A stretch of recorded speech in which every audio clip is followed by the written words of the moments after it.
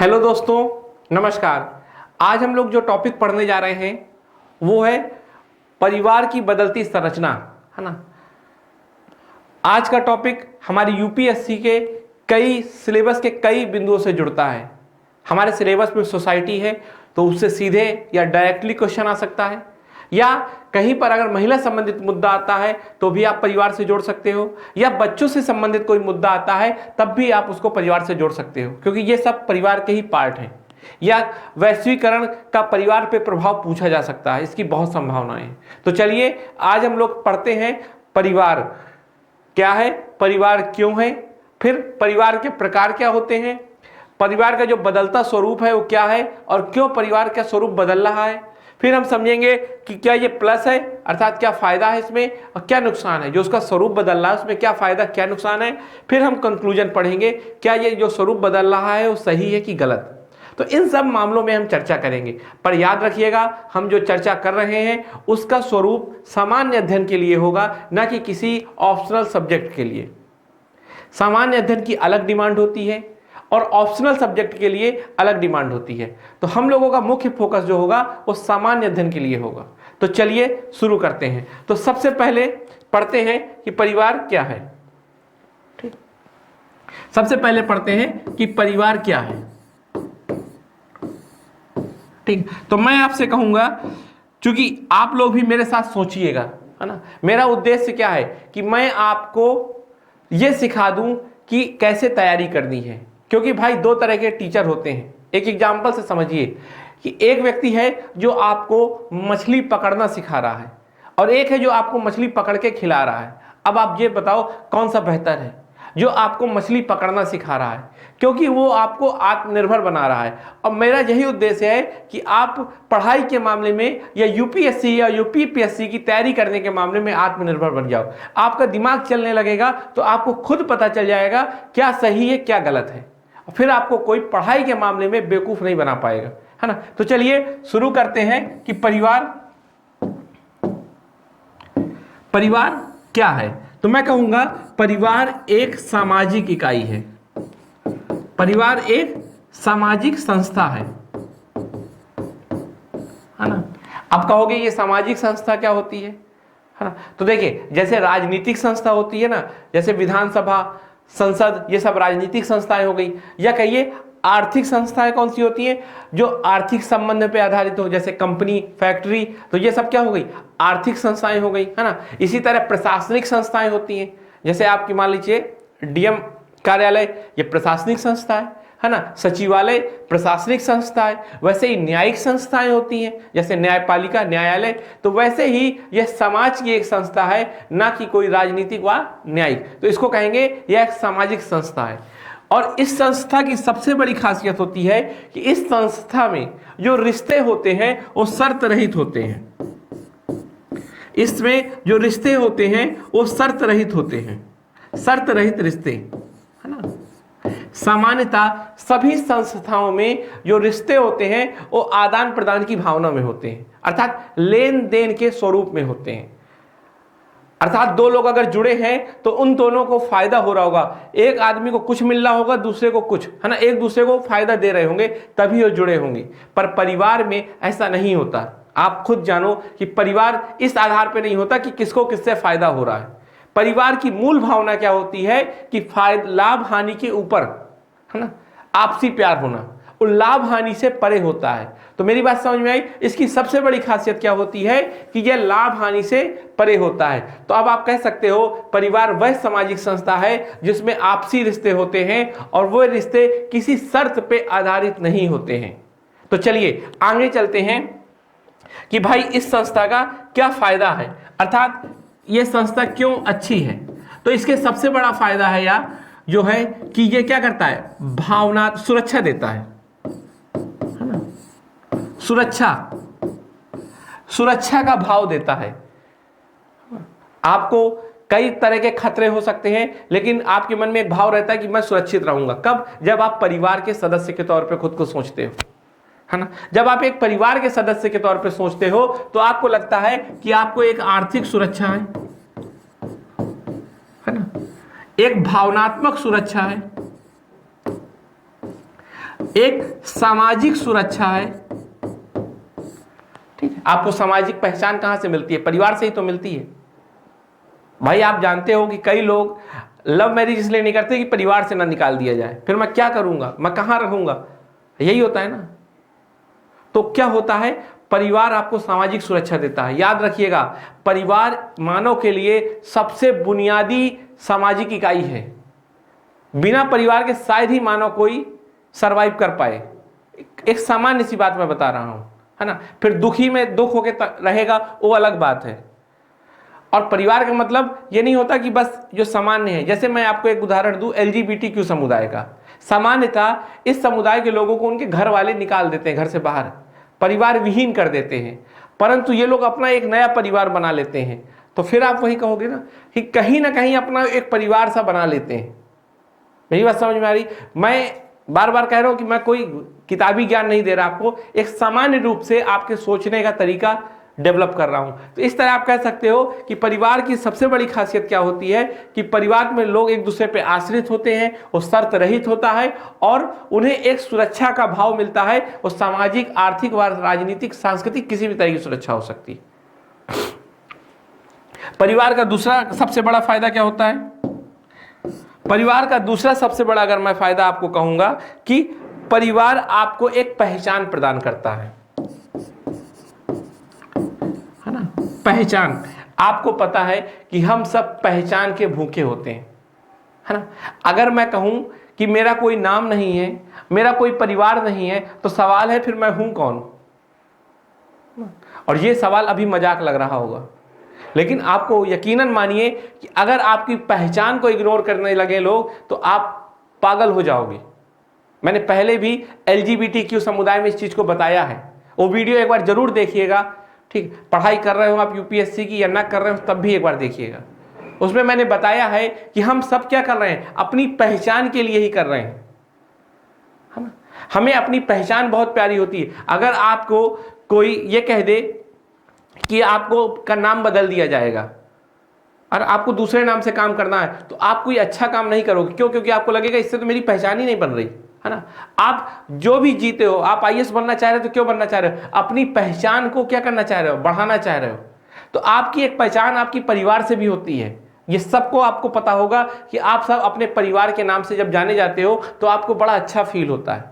आपका एक बेस है, आप कहां से हो भाई, तो आप कहोगे मैं यहां से हूं, इनके परिवार से हूं।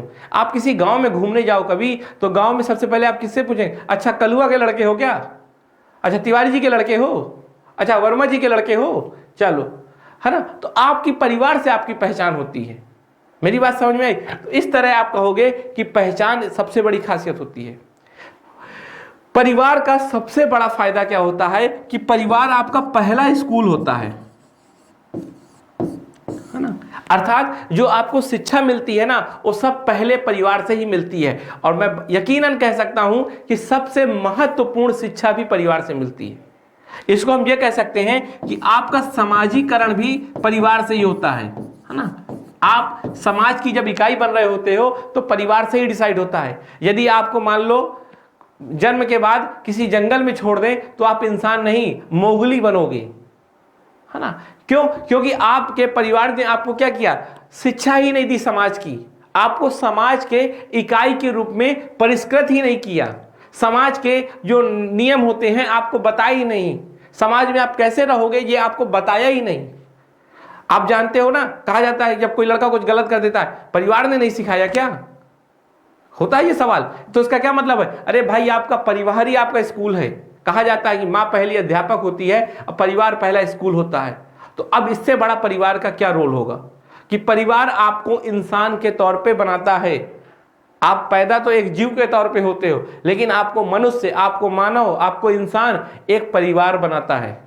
तो अब आप परिवार का महत्व तो समझ गए होंगे कि परिवार क्या होता है। साथ में परिवार में जिम्मेदारियों का बंटवारा होता है।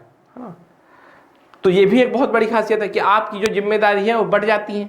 अब आप एक आदमी रहोगे अकेले तो आप ही खाना बनाओगे, आप ही कपड़े धुलोगे, आप ही जाके कमाई करोगे, है ना। और अगर आपके मान लो पति पत्नी है और पत्नी अगर कमा रही है तो आप खाना बना दीजिएगा, है ना। पत्नी कमा के ले आएगी, थोड़ी अलग लगा होगा, पर ये एक सच्चाई है, ये भी हो सकता है ना, क्योंकि हम लोग परंपरागत परिवार में रहने के आदी हो गए हैं जिसमें महिला घर का काम करती है और पुरुष कमाने जाता है, पर इसके इतर भी हो सकता है। ठीक है, तो चलिए इस तरह चलते हैं अब आगे। परिवार के फायदे हो गए, है ना। अब परिवार के प्रकार पे बात करते हैं।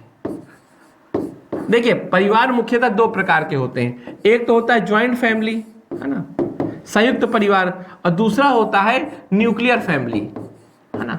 ज्वाइंट परिवार में क्या होता है, ठीक है, ज्वाइंट परिवार में एक क्या किताबी भाषा कहूं, इसमें आप देखिए कि दादा दादी होंगे, है ना, दादा दादी के लड़के होंगे, फिर उनकी वाइफ भी होंगी, ठीक है, और फिर उनके भी बच्चे होंगे। इस तरह के परिवार को हम संयुक्त परिवार कहते हैं, है ना। यहां पर कई शादीशुदा जोड़े अपने मैरिड व अनमैरिड बच्चों के साथ रह रहे होते हैं, है ना, कह सकते हैं। लेकिन न्यूक्लियर फैमिली में क्या होता है, न्यूक्लियर फैमिली में एक तो मान लीजिए शादीशुदा जोड़ा होगा, ठीक है, मान लो हस्बैंड और वाइफ, साथ में इनके अनमैरिड लड़के या लड़कियां होंगे, ठीक है, जैसे मान लो गर्ल्स और बॉयज, ठीक है, छोटा परिवार, है ना। तो ये होगा, तो ये हो गया न्यूक्लियर फैमिली, जिसमें क्या होता है, जिसमें एक कपल होगा और उसके अनमैरिड बच्चे होंगे। इसमें कई कपल होंगे, उनके मैरिड व अनमैरिड बच्चे सब होंगे, अर्थात एक छत के नीचे कई कपल। इसमें एक छत के नीचे केवल एक कपल, है ना, ठीक है, इसमें कई लोग होंगे।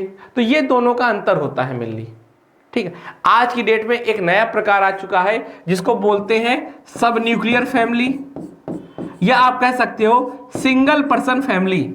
जैसे मान लो कोई विडो है, वो अपने बच्चों के साथ, अनमैरिड बच्चों के साथ रह रही है, मान लो कोई पुरुष है वो भी अपने अनमैरिड बच्चों के साथ रह रहा है, या मान लीजिए कोई सिबलिंग है वो अलग ही रह रहे हैं, है ना। तो ये भी एक नई संकल्पना है, ठीक। ये वेस्टर्न के संदर्भ में तो पुरानी थी, लेकिन भारतीय संदर्भ में अभी ये नई है।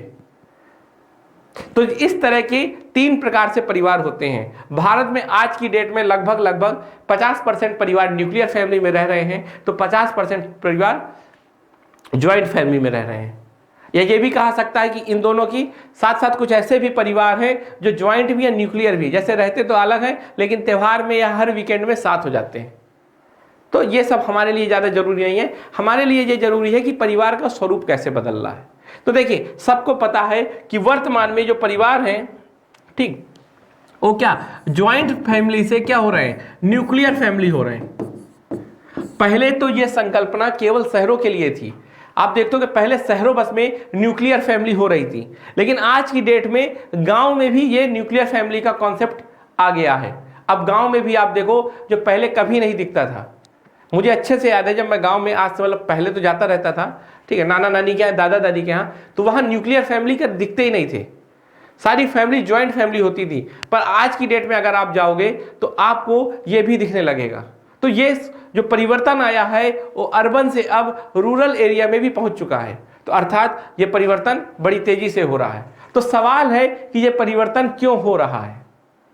तो देखिए परिवर्तन का सबसे बड़ा कारण क्या है, परिवर्तन का सबसे बड़ा एक कारण है कि व्यक्तिवाद, ठीक है, या कहिए उदारवाद, ठीक है। दूसरा सबसे बड़ा कारण अगर कहूंगा तो वैश्वीकरण,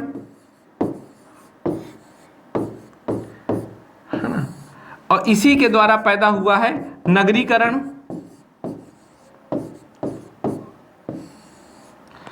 ठीक। तो ये तीन मेन कारण है ना। या आप कह सकते हैं कि इसका एक और बड़ा अगर कारण मैं बताऊं, जो परिवार बदल रहा है, ठीक है, उसको अगले चरण में बताते हैं। जैसे इसी में कहा जाता है, ठीक है,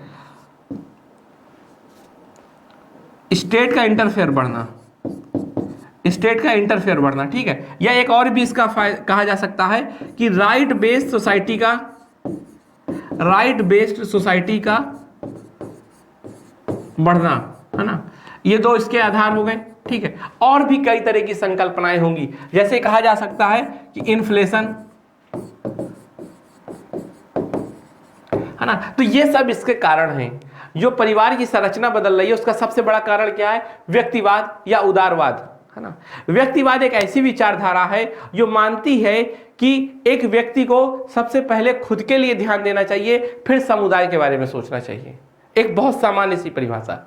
हम पहले क्या थे? पहले हम समुदाय के लिए सोचते थे, हम समाज के लिए सोचते थे, अर्थात हमारे अंदर एक सामुदायिकता की भावना होती थी। लेकिन अब हम पहले खुद के लिए सोचते हैं। ये देखिए, आप भारत में अब ये चीज बदल रही है ना। भारत में भी अब क्या हो गया, ये पाश्चात्य विचार कहें, पाश्चात्य और भारत में यही अंतर था। भारत में पहले सामुदायिकता की भावना होती थी। जैसे आप आज भी ट्राइबल एरिया में चले जाओ तो क्या होता है, वहां पर कोई व्यक्ति की प्रॉपर्टी नहीं होती, वहां समुदाय की प्रॉपर्टी होती है ना। अर्थात ये पूरा समुदाय है तो इन सभी समुदाय की प्रॉपर्टी होगी। लेकिन अब क्या है, अब देखिए आप शहरों में देखिए, अब इंडिविजुअल प्रॉपर्टी, शहरों में क्या, गांव में हर जगह देखिए अब, है ना। तो अब क्या है, अब इंडिविजुअल सेंट्रिक लोग हो रहे हैं, अर्थात अपने बारे में बस में सोचो, समुदाय का क्या होता है इससे कोई मतलब नहीं। पहले यह कहा जाता था कि अगर समुदाय बेहतर होगा तो हर व्यक्ति का कल्याण होगा, पर अब कहा जाता है कि अगर हर व्यक्ति का कल्याण होगा तो समुदाय बेहतर होगा, है ना। तो ये अवधारणा बदल गई। तो अब लोगों के मन में ये उदारवादी इसी को कहते हैं। उदारवाद का मतलब होता है कि ज्यादा से ज्यादा स्वतंत्रता, अर्थात आपको अब समुदाय के नियमों से बांधा नहीं जाएगा, आप ज्यादा से ज्यादा स्वतंत्र हो, है ना। तो इस तरह कहा जा सकता है कि चूंकि उदारवाद स्वतंत्रता को प्रधानता देता है, अर्थात व्यक्तिवाद को बढ़ावा देता है, और व्यक्तिवाद जब बढ़ेगा तो हम क्या करेंगे, हमारी जो सामुदायिकता की भावना वो कम हो जाएगी, और फिर हम संयुक्त परिवार की जगह नाभिकीय परिवार या न्यूक्लियर फैमिली को महत्व देंगे। मेरी बात समझ में आई? ये बात आपको सबको व्यवहारिक पता है ना। ये उदाहरण मैंने ट्राइबल्स का इसलिए दिया कि ये भारतीय कल्चर के प्रिमिटिव रोल को दिखा रहा है। अब वो आज भी वैसे ही जी रहे हैं, है ना, लेकिन नॉर्मली शहरों में और गांव में अब सब कुछ बदल चुका है। फिर दूसरी तरफ अगर देखा जाए तो वैश्वीकरण, है ना। वैश्वीकरण क्यों महत्वपूर्ण है? क्योंकि वैश्वीकरण से पाश्चात्य विचारधारा अब भारतीय संस्कृति में परिलक्षित हो रही है। वैश्वीकरण ही ऐसा एक घटना है जिसके कारण अब भारतीय संस्कृति में तेजी से परिवर्तन आ रहा है, ठीक है। और एक भी कारण है, वैश्वीकरण के कारण क्या हुआ, वैश्वीकरण के कारण ही सबसे मेन जो फैक्ट्रियां लग रही हैं अब वो शहरों में लग रही हैं, है ना। तो अब जब फैक्ट्रियां शहरों में लगेंगी तो लोग शहरों में जॉब करने आएंगे, है ना, गांव में तो नहीं रहेंगे। तो गांव में किसको, अपने माँ बाप को छोड़ाएंगे और शहरों में रहने लगेंगे। इस तरह भी परिवार टूट रहा है क्योंकि लोग शहरों की ओर जा रहे हैं। अब वो किस कारण हो रहा है, वैश्वीकरण के कारण हो रहा है। तभी मैंने कहा था वैश्वीकरण और नगरीकरण आपस में क्या है, जुड़ा हुआ है। इसमें आप किसी को भी कह सकते हो, है ना। नगरीकरण क्यों हो रहा है, उसका एक कारण तो वैश्वीकरण है, क्योंकि अच्छी नौकरी के लिए आपको जाना पड़ेगा, साथ में शिक्षा और स्वास्थ्य के लिए भी आपको जाना पड़ता है। तो लोग सोचते हैं कि जब अच्छी शिक्षा व अच्छा स्वास्थ्य शहरों में मिल रहा है तो चलो वहीं रहते हैं। पर एक समस्या है, शहरों में क्या होती है, महंगाई बहुत होती है, इन्फ्लेशन होता है। इस कारण वो पूरे परिवार के साथ ना निकल के केवल माँ बाप और बेटा बेटी चले जाते हैं और घर में किसको, बुजुर्ग दंपत्ति को छोड़ जाते हैं। मेरी बात समझ आ रही? तो इस तरह आप कह सकते हो कि वैश्वीकरण, नगरीकरण और इन्फ्लेशन सब ने मिलकर क्या किया है, सब ने मिलकर संयुक्त परिवार की अवधारणा को कमजोर किया है और न्यूक्लियर फैमिली की अवधारणा को बढ़ावा दिया है। फिर एक है राइट बेस्ड सोसाइटी। पहले के लोग क्या करते थे कि कर्तव्य पे आधारित होते थे, है ना, अर्थात कर्म करना है, हमें केवल अपना काम करना है बस।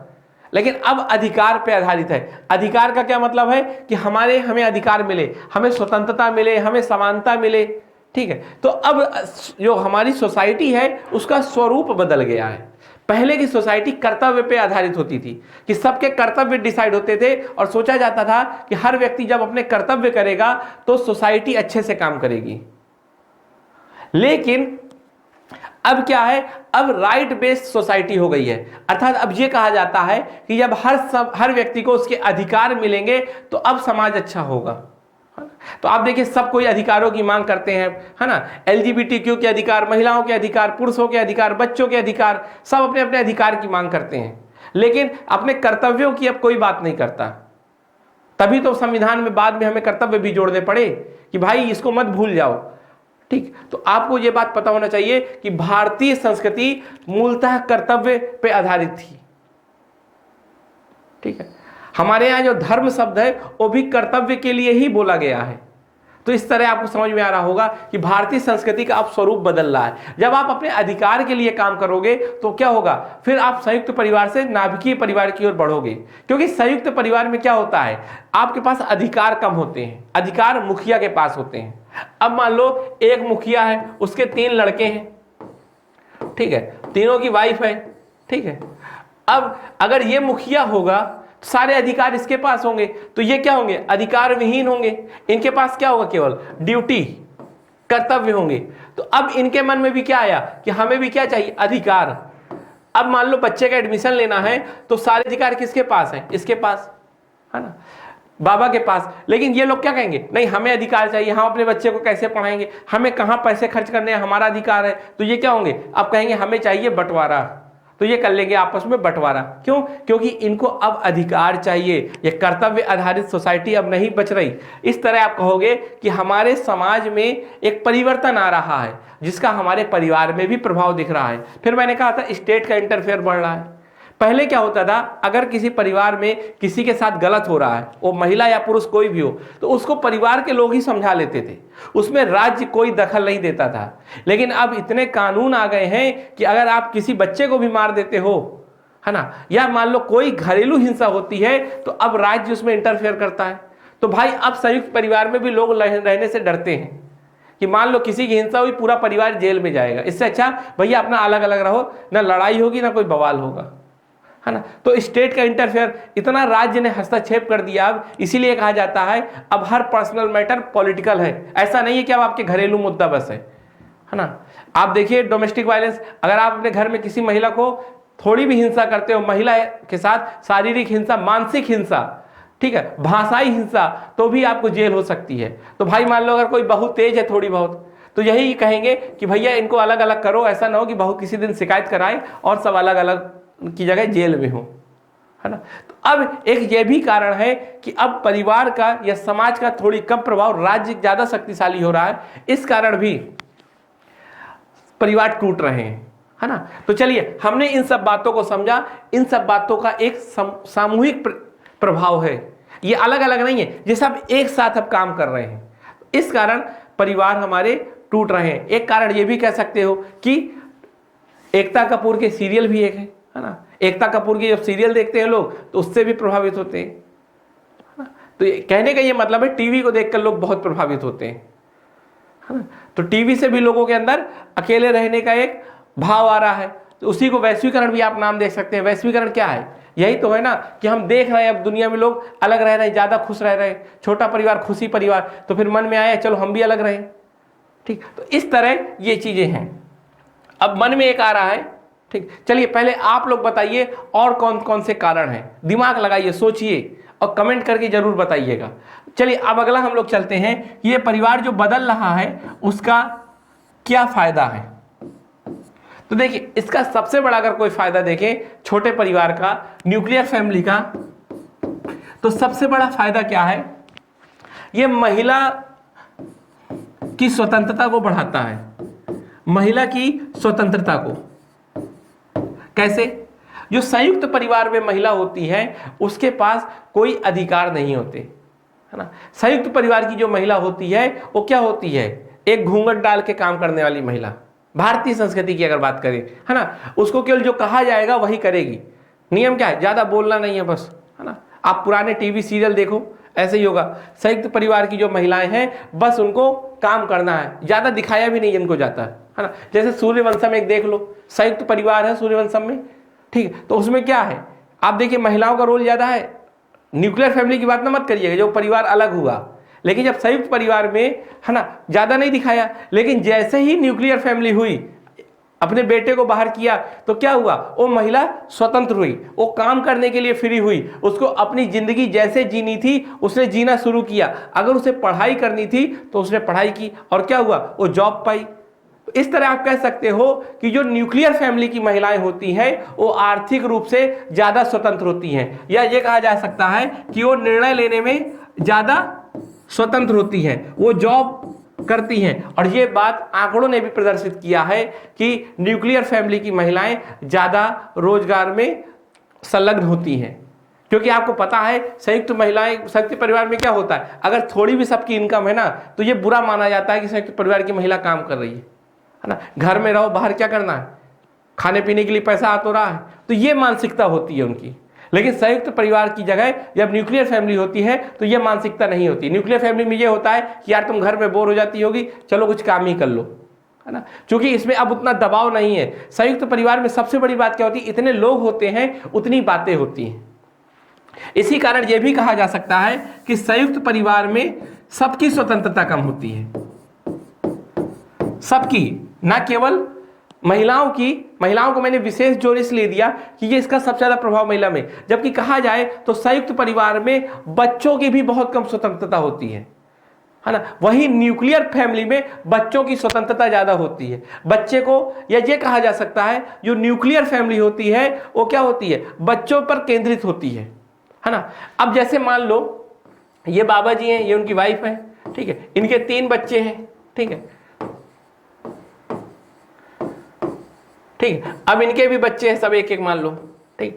अब इस बच्चे को मान लो क्रिकेट अच्छा लगता है, इसको फुटबॉल अच्छा लगता है, और इसको क्या पढ़ाई करना अच्छा लगता है। तो अब जो ये डिसीजन लेंगे तो क्या कहेंगे, चलो इन तीनों को स्कूल भेजो, बस और कोई काम नहीं, एक साथ। लेकिन जब ये न्यूक्लियर फैमिली हो जाएगी तो ये माँ बाप अपने बच्चे का विशेष केयर करेंगे, इसकी क्या जरूरत है इस पे ध्यान देंगे। तो क्या पता चलेगा, किसको यार क्रिकेट पसंद है तो चलो इसको क्रिकेट खिलाते हैं। जब ये न्यूक्लियर फैमिली होगी तो इन्हें लगेगा मेरे बच्चे को फुटबॉल पसंद है, चलो फुटबॉल खिलाते हैं। और जब ये होगा तो इन्हें लगेगा कि मेरे बच्चे को तैयारी करना है IAS PCS की, तो चलो इसकी तैयारी कराते हैं। तो क्या हुआ, तीनों ने अपने अलग अलग बच्चों पर ध्यान दिया। तो आप कह सकते हो कि न्यूक्लियर फैमिली में बच्चों की विशेष रूप से केयर होती है। ये न्यूक्लियर फैमिली का एक बहुत बड़ा फायदा है। तो आप कह सकते हो स्वतंत्रता किसकी, बच्चों के लिए, ठीक है। और इसमें एक और बड़ी खासियत है, ठीक है, न्यूक्लियर फैमिली में क्या होता है, इनोवेशन बढ़ता है, नवाचार। अब नवाचार क्या होता है और क्यों होता है ये समझ लीजिए। इसको समझने के पहले ये बता दूं कि वर्तमान में मोदी जी अगर सबसे ज्यादा परेशान है तो इनोवेशन के लिए। इनोवेशन का मतलब होता है कुछ नया करना। वर्तमान में आप जो नई रिसर्च देख रहे हो वो सब इनोवेशन है। अब जो ओयो है ना, ओयो देखते हो ना, ओयो, ओला, उबर, ठीक, ये सब क्या है, ये सब इनोवेशन है। कभी सोचा था क्या किसी ने कि मोबाइल से होटल बुक हो जाएगा और एक ही ऐप से सारे होटल हो सकते हैं? किसी एक लड़के ने सोचा, है ना, इसका नाम शायद रितेश है। तो रितेश ने ही सबसे पहले सोचा, अर्थात इसने कुछ नया सोचा, ठीक है। फिर ओला भी इसी किसी ने सोचा होगा, ठीक है। तो किसी ने यूट्यूब से पढ़ाने के लिए पहली बार सोचा होगा। तो कुछ नया करना, है ना, अर्थात कुछ ना कुछ नया करना। जैसे ई रिक्शे का कॉन्सेप्ट, है ना, जो हम लोग आज मार्केट में ई रिक्शा देख रहे हैं वो भी तो एक इनोवेशन है। तो इनोवेशन क्या करती है, इनोवेशन साइंस पे आधारित होता है और सबसे महत्वपूर्ण चीज है ना, इनोवेशन ऐसा नहीं साइंस पे होता है, सभी क्या कहा जा सकता है, ज्ञान पे आधारित होता है। वो ज्ञान किसी का भी हो सकता है, सामाजिक क्षेत्र का हो सकता है, ठीक है, नीति शास्त्र के क्षेत्र का हो सकता है। तो इनोवेशन क्या होता है, नया एप्लीकेशन, उस ज्ञान से हम कुछ नया करने जा रहे हो, है ना। अरे सबको पहले ज्ञान था कि ऐप हो सकता है और ऐप का हम प्रयोग कर सकते हैं, लेकिन उसके माध्यम से ओयो बनाया किसने, रितेश ने। तो ज्ञान का नया प्रयोग करना, है ना। तो अब आपको ये लगेगा कि भाई इसका न्यूक्लियर फैमिली से क्या संबंध है। तो ये बताइए नया कौन इंसान करेगा, नया वो इंसान करेगा जिसे गलत करने का कोई डर ना होगा। जैसे मान लो आपसे मैं कहूं कि आप एक सवाल सॉल्व करो, जैसे मान लो जो कोई सवाल है, अब मैं कहूं इसको सॉल्व करो, ठीक है, लेकिन आपको यह भी पता होगा कि अगर इसको आपने गलत किया तो आपको 100 डंडे पड़ेंगे। तो आप क्या करोगे, आप इसमें कोई नया तरीका नहीं यूज करोगे। आप क्या करोगे, आप इसको जल्दी से जल्दी वैसे ही लगाने की कोशिश करोगे जो आपको टीचर ने बताया है। लेकिन एक तरफ मैं ये कहूंगा बेटा तुम इसको सॉल्व करो, आपको कोई मार नहीं पड़ेगी। तो आप इसमें अपना दिमाग भी लगाओगे कि कैसे मैं इसको नए तरीके से सॉल्व करूं, है ना। तो नवाचार कब होता है, जब गलती करने का डर नहीं होता, अर्थात आप बेफिक्र होकर काम करो। अब आप में कई लोग अपने गांव से होंगे और तैयारी करने नहीं जा रहे होंगे, किस कारण? क्योंकि डर होगा, अगर मैं फेल हो गया तो क्या होगा। लेकिन कई लोग होंगे चलो यार पढ़ने चलते हैं, तो नवाचार है ना जी। तो नवाचार कब होगा? नवाचार तब होगा जब आपके ऊपर डर नहीं होगा आपके अंदर। और डर कहाँ होता है? संयुक्त परिवार में ज्यादा कि ना न्यूक्लियर फैमिली में ज़्यादा? आपको पता है कि संयुक्त परिवार में ज़्यादा डर होता है। चाचा क्या कहेंगे, बुआ क्या कहेंगी, दादा क्या कहेंगे, दादी क्या कहेंगी, अरे सब लोग नाराज होंगे, किसको किसको समझाऊंगा, है ना। लेकिन न्यूक्लियर फैमिली में ज़्यादा डर नहीं होता। आपको ये पता होता है कि आपके मम्मी पापा आपको समझते हैं। तो कहा जा सकता है कि नाभिकीय परिवार में, न्यूक्लियर परिवार में आपको समझने वाले लोग ज़्यादा होते हैं, डर कम होता है, इसलिए वहाँ नवाचार की संभावना होती है। तो आप ये इकोनॉमी से जोड़ सकते हो, है ना, क्योंकि इकोनॉमी के लिए इनोवेशन बहुत अच्छा है। जब तक आप इकोनॉमी में इनोवेशन नहीं करते तो आप नई नई चीज नहीं बनाओगे, तो फिर आपकी ग्रोथ ज्यादा नहीं होगी, है ना। अरे आप नई चीजें बनाओगे तभी तो आपका सामान बिकेगा, तभी तो आप नई नई फैक्ट्रियां लगाओगे, तभी तो आप क्या करोगे, रोजगार बढ़ाओगे। जैसे मान लो पहले घड़ी आती थी, अब जो घड़ी आती थी वो पहले आती थी जो पानी से खराब हो जाती थी, लेकिन किसी आदमी ने दिमाग लगाया और वाटर प्रूफ बना दिया उसको, तो ये भी तो एक इनोवेशन है ना। अब इससे क्या हुआ, अब उसी की घड़ी बिकेगी जिसने वाटर प्रूफ बनाया। तो मान लो अगर किसी भारतीय ने बनाया होता तो भारत में ज्यादा से ज्यादा घड़ियां बनती। या मान लीजिए लैपटॉप आता है जो, ठीक, लैपटॉप क्या, जो फोन आता है, तो फोन में जो ग्लास लगा रहता है ऊपर, वो भी तो एक इनोवेशन है ना। तो नया सोचना, ठीक है, इसको हम लोग जुगाड़ बोलते हैं जिसको भारत में, है ना। जुगाड़ भी एक इनोवेशन ही होता है। तो इस तरह आपने समझा कैसे हमारे यहाँ न्यूक्लियर फैमिली के फायदे हैं, है ना। मैं अभी बता रहा हूं जो परिवार की संरचना बदल रही है वो किस तरह से लाभदायक है। तो मैंने आपको बताया कि महिला ज्यादा स्वतंत्र हो रही है, ठीक है, पुरुषों और बच्चों की भी स्वतंत्रता बढ़ रही है, साथ में बच्चों के हिसाब से अब उनको ज्यादा केयर मिल रही है, जिस कारण उनके अनुकूल अब ना काम हो रहा है, तो उनका ज्यादा विकास होता है, उन पे ज्यादा समय दिया जा सकता है। जैसे पहले महिलाएं संयुक्त परिवार में घर का खाना भी बनाना है और घर के सारे काम भी करने हैं, तो बच्चे को समय नहीं दे पाती थी, अब बच्चे को समय दे सकती हैं। तो ये भी एक इसका खासियत है। तो बच्चों के संदर्भ में हमने देख लिया, हमने महिलाओं के संदर्भ में देख लिया, साथ में अगर कहा जाए कि इससे क्या होता है, इससे निजता बढ़ती है, निजता का सम्मान, प्राइवेसी। जैसे संयुक्त परिवार में आपको कभी अकेले जगह ही नहीं मिलेगी बैठने की, है ना, कोई होगा तो कोई आ जाएगा, कोई होगा कोई। आप जब निजी तौर पे जब नाभिकीय परिवार में रहते हो तो आपकी एक पर्सनल लाइफ होती है ना। पर्सनल लाइफ में क्या होगा, आप अपने बारे में विचार करोगे, अपने बारे में सोचोगे, अपने बारे में आप विश्लेषण कर सकोगे, तो इसमें आपको निजता मिल रही है ना। आपको मान लीजिए लैपटॉप रखा है, उसको कोई छुएगा नहीं, आपकी प्राइवेसी है, क्योंकि किसी भी व्यक्ति की प्राइवेसी उसकी डिग्निटी होती है, गरिमा होती है ना। जैसे मैं कहूं किसी का फोन में लेके देखने लगूं, अच्छा माना जाएगा क्या? नहीं ना।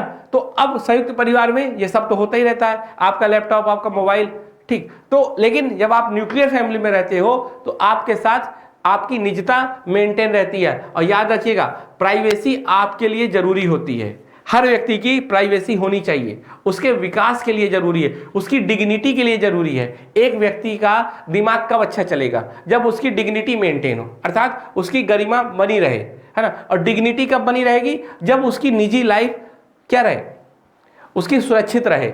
अब भाई अगर मैं कह दूं कि मेरे बारे में हर जानकारी बाहर फैली हो तो क्या होगा, मैं हमेशा एक डर के भाव में जीऊंगा, हाँ, तो क्या कभी मेरा विकास होगा? क्या नहीं होगा।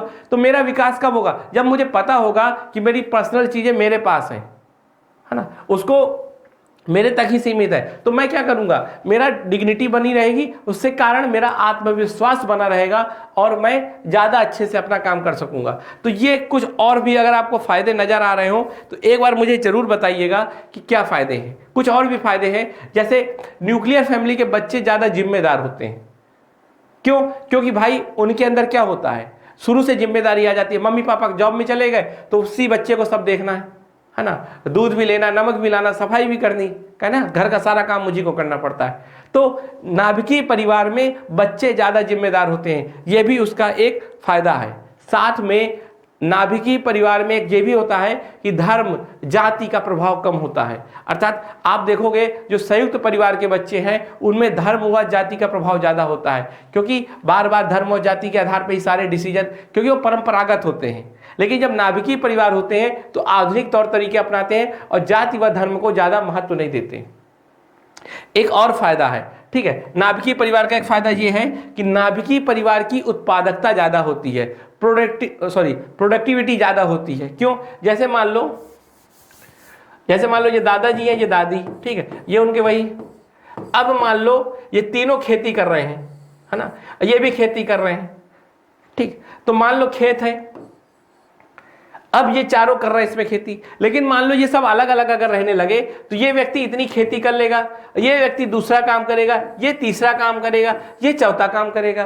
तो क्या हुई, अब सबकी इनकम बढ़ गई, है ना। पहले सब क्या करते थे, एक ही खेत में बिजी रहते थे, है ना। अगर यही व्यक्ति काम करे तब भी 100 रुपए का महीने का प्रॉफिट होगा, और चारों लोग काम करते थे तब भी 100 रुपए का होता था। तो एक प्रकार से ये कहो कि ये तीनों क्या कर रहे थे, केवल लापरवाही कर रहे थे, है ना। कोई भी लापरवाही कर रहा था मान लो, लेकिन एक आदमी का काम था और तीनों केवल समय बर्बाद कर रहे थे। लेकिन जब न्यूक्लियर फैमिली में रहने लगेंगे तो ये सब अलग अलग काम करने लगेंगे। तो अब जहां 100 रुपए हो रहा था, अब वहां 400 रुपए की इनकम होगी।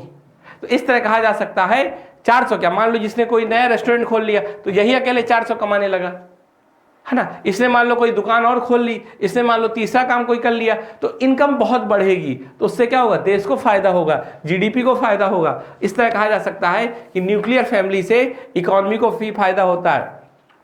तो इस तरह मैंने आपको बताया कि न्यूक्लियर फैमिली के क्या क्या फायदे हैं। चलिए अब जल्दी से समझ लें कि न्यूक्लियर फैमिली का नुकसान क्या क्या है। तो देखिए सबसे बड़ा नुकसान है तनाव, है ना। क्योंकि न्यूक्लियर फैमिली में क्या होता है, भावनात्मक सहयोग नहीं होता, है ना। आप जब संयुक्त परिवार में रहते हो तो आपको एक सुरक्षा का भाव रहता है ना। लेकिन वो जब आप नाभिकीय परिवार में रहते हो तो आपके पास अब वो सुरक्षा का भाव नहीं है, तो तनाव बढ़ता है ना। और तनाव जब बढ़ेगा तो आपकी मानसिक बीमारियां बढ़ेंगी, है ना। तो आप कह सकते हो कि संयुक्त परिवार के कारण, जो संयुक्त परिवार टूट रहे हैं उससे लोगों में तनाव बढ़ रहा है और वो मानसिक रूप से अब ज्यादा से ज्यादा बीमार हो रहे हैं, क्योंकि अब आप अपनी बात किसी से नहीं कह पाओगे, कोई आपके पास सुरक्षा का भाव नहीं है ना। अब आपको कोई भी जोखिम होगा तो लगेगा अरे यार सारा जोखिम तो मेरे ऊपर होगा। पहले ये लगता था कि कोई खतरा होगा तो चलो बाबा 2 भाई देख लेंगे, है ना।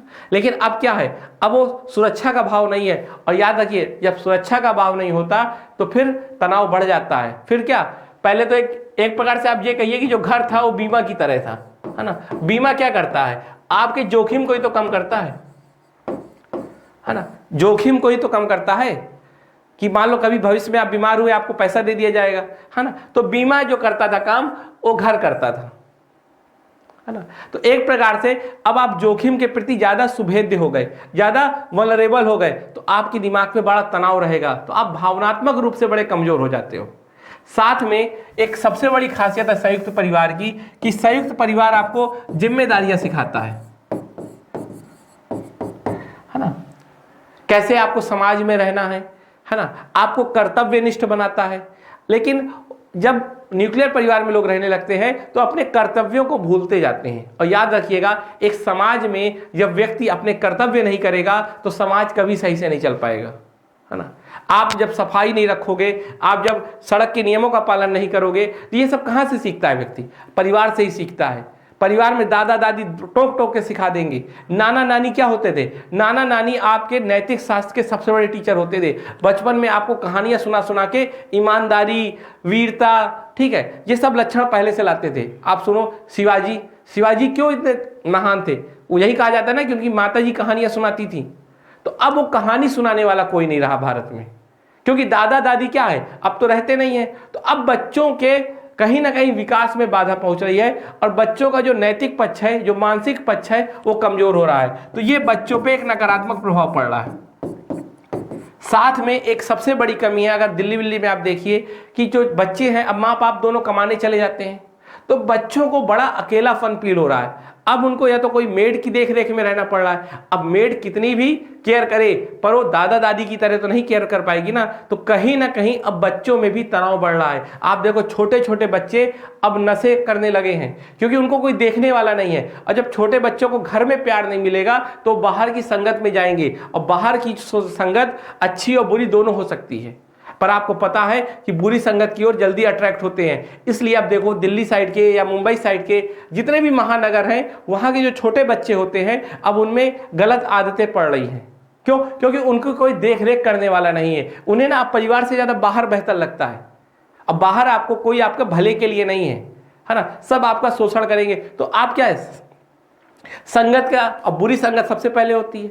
जबकि आप घर में रहते तो आपके दादा दादी रहते, घर में प्यार रहता, तो आपको घर में बचपन में क्या किया जाता, कहानियां सुनाई जाती, आपको मैच्योर बनाया जाता। जब आप समझदार हो जाते उसके बाद बाहर जाते तो आपको सही और गलत तो पता होता है ना। तो जब सही गलत पता होता तो फिर आपके साथ कोई गलत नहीं कर पाता।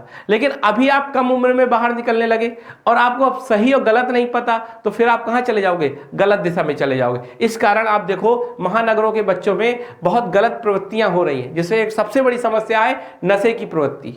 ये क्यों है? ये न्यूक्लियर फैमिली के कारण है ना। तो न्यूक्लियर फैमिली के कई नुकसान थे, तो उन नुकसान में हमने आपको बताया तनाव, ठीक है। फिर एक सबसे बड़ा इसमें और कारण है महिला पर बोझ।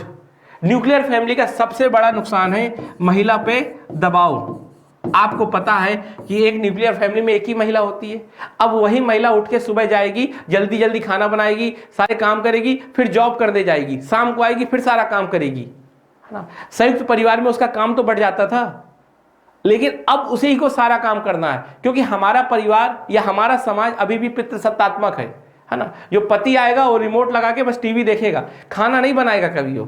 अब पत्नी अब काम भी कर रही है और घर का भी काम कर रही है, तो ये कहिए कि जो महिला है अब उसमें डबल बोझ पड़ रहा है, अर्थात अब उसका ज्यादा शोषण हो रहा है। तो न्यूक्लियर फैमिली का अगर महिलाओं पर नकारात्मक प्रभाव देखा जाए तो ये है कि अब महिलाओं की शोषण ज्यादा हो रहा है। उन्हें बाहर की दुनिया भी देखनी है और घर की दुनिया भी देखनी है, बाहर की जिम्मेदारियां भी देखनी है, घर की जिम्मेदारी भी देखनी है। इसका समाधान कब होगा? जब पति के अंदर यह भाव आएगा कि अब पत्नी जब काम करती है और मैं भी काम करता हूं तो घर का भी काम दोनों को करना चाहिए। लेकिन यह बड़ा मुश्किल है अभी, है ना। तो लेकिन वही है, तो इसलिए कहा जाएगा कि महिलाओं पे इसका ज्यादा असर पड़ रहा है। इस तरह की और भी आप चीजें देख सकते हैं। फिर सबसे बड़ी इसकी एक समस्या है कि जो बुजुर्ग अकेले रह जाते हैं वो बड़े तनाव में रहते हैं, है ना। पहले क्या होता था कि पहले तो साथ में रहते थे तो बुजुर्गों से बात करने वाला कोई होता था। अब आप गांव चले जाओ तो वहां कोई सब बुजुर्ग ही बुजुर्ग दिखेंगे। तो ऐसा क्यों? ऐसा इसलिए कि अब उनके साथ कोई बात करने वाला नहीं है। और याद रखिए बुजुर्ग ऊपर से अकेले, तो उनको कितना बुरा फील होता होगा। तो अब वृद्धों को लेकर एक बहुत बड़ी समस्या हो रही है, उसका कारण यही है जो परिवार बदल रहे हैं, है ना। क्योंकि बुजुर्गों को कुछ नहीं चाहिए, बस उन्हें सबसे ज्यादा जरूरी है उनसे कोई बात कर ले, उनसे हाल चाल पूछ ले, पर अब कोई नहीं है। पहले तो ये होता था नाती पोते होते थे, अब वो भी नहीं है। तो ये भी एक इसकी सबसे बड़ी समस्या है। पहले के लोग अनुशासन में रहना सीखते थे जब संयुक्त परिवार में रहते थे, एक अनुशासन जरूरी है, जिम्मेदारी, कर्तव्य। लेकिन अब देखिए अकेले रहते हैं तो अब किसी तरह का कोई अनुशासन नहीं है ना। तो वही कहिए कि आप अकेले रहने वाले बच्चे बड़े उपद्रवी होते हैं, बड़ा शैतान है बच्चा, तो क्यों ना होगा जब उसको कोई रोक टोकने वाला नहीं है। तो ये सब कारण है। तो चलिए अब अंत में आते हैं कि भाई कंक्लूजन क्या होगा। तो आपको क्या लग रहा है कंक्लूजन क्या होना चाहिए? तो देखिए मैं कहूंगा संयुक्त परिवार के भी कुछ फायदे हैं और न्यूक्लियर फैमिली के भी कुछ फायदे हैं। तो हमको कुछ ऐसा करना चाहिए कि दोनों के फायदे रहें और दोनों के नकारात्मक पक्ष खत्म हो जाए। और वर्तमान में जो सोशल मीडिया है या जो नई नई टेक्नोलॉजी आ गई है, ट्रेन और ट्रांसपोर्टेशन के जितने साधन आ चुके हैं, इसके माध्यम से अब ये संभव हो चुका है कि अब एक परिवार दोनों तरह से रह सकता है। मान लो 5 दिन अपने शहर में रह रहा है और शहर में 5 दिन से वीडियो कॉल करके बात कर रहा है, 5 दिनों अपने दूसरे परिवार से जुड़ा हुआ है, लेकिन सैटरडे संडे को कार से चला भी जाता है ना। तो ये कहा जा सकता है कि परिवार की भौतिक दूरियां तो बढ़ गई हो, लेकिन उनके बीच की मानसिक दूरियां नहीं बढ़नी चाहिए। अगर एक ऐसा परिवार हो जो भौतिक रूप से तो चलो दूर हो लेकिन मानसिक रूप से नजदीक होगा, तो शायद हम सबसे लाभदायक स्थिति में रहेंगे। यदि आपका कोई विचार हो, अलग हो, तो जरूर शेयर करिएगा और मैं उम्मीद करता हूं कि आप जरूर करोगे। धन्यवाद।